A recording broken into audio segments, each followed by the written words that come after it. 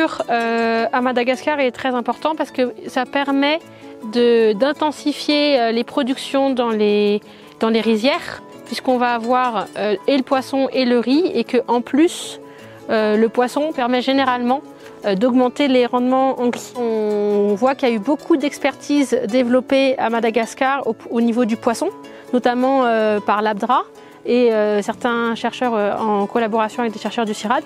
Mais il y a eu très peu d'études de fait sur l'amélioration de l'optimisation de la culture du riz en rizipisciculture. Et on a vu qu'il y avait un intérêt, il y avait des marges de manœuvre, il y avait du potentiel pour améliorer la production du riz en rizipisciculture. Et c'est ainsi qu'on s'est on a commencé à lancer des recherches sur la question. Nous, à l'ABDRA, on s'est plutôt spécialisé sur le poisson. Et on est très pointu sur le poisson. Et puis, on commence à se rendre compte que, en fait, d'abord sur le riz, on a peu travaillé. Et là, travailler avec le CIRAD, ça nous permet justement de trouver cette complémentarité entre riz et poisson. Et, par exemple, quelle dose de fumier est optimale, sachant que si j'en mets peut-être trop pour le poisson ou trop pour le riz, où est-ce qu'on va trouver le juste équilibre pour augmenter au maximum le rendement. On est en train de réfléchir sur les variétés de riz qui s'adapteraient le mieux aux poissons. On est en train de réfléchir aussi comment on peut mettre un living lab en place, donc un laboratoire vivant sur le terrain avec les paysans, et comment on peut trouver les problématiques qui sont les plus importantes pour les paysans et essayer d'apporter des réponses aux paysans de cette façon-là.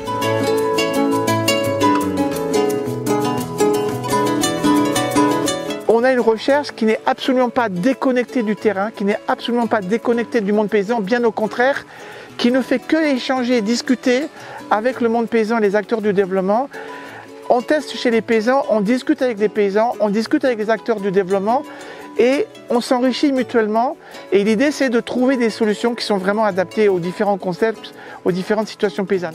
Tena tsara amin'ny tetikasa ohatr'izao ny dinamika izay efa tsy ny Union européenne vola dia tena le fiaraha-miasa amin'ilay pikaroka izay midiny fotony mijery mihitsy hoe inona marina le zavatra tokony atao fikarohana izay tena makarary ny tantsaha. Dia rehefa tena tojo zany le fikarohana amin'ilay filana dia mamalo azy amin'ilay filana ary dia vonona tanteraka le tantsaha na amin'ny fanaovana azy, na amin'ny famparitahana azy, na amin'ny fandraisana ny valiny sy fanatanterahana ny valiny rehefa avy eo.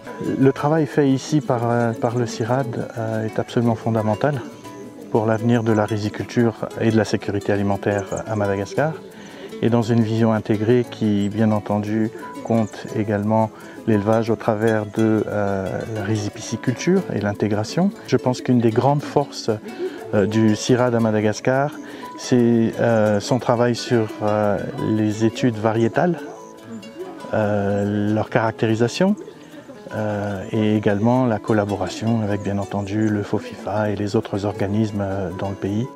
D'abord, moi, je dois dire que cette approche nous intéresse, et non pas seulement sur les thématiques sur lesquelles vous travaillez, l'agroécologie, dans un contexte ici, on est dans les hautes têtes de Madagascar, mais parce que, justement, c'est de voir que les gens travaillent ensemble au niveau du territoire pour chercher les questions qui se posent par rapport au défi du changement climatique. Depuis 2 jours, on parle de la semence et on a vu vraiment les efforts qui sont faits pour arriver à sélectionner les variétés de riz, à les tester en milieu paysan, à les faire transférer via les organisations paysannes. Ça, c'est quelque chose vraiment qui nous interpelle.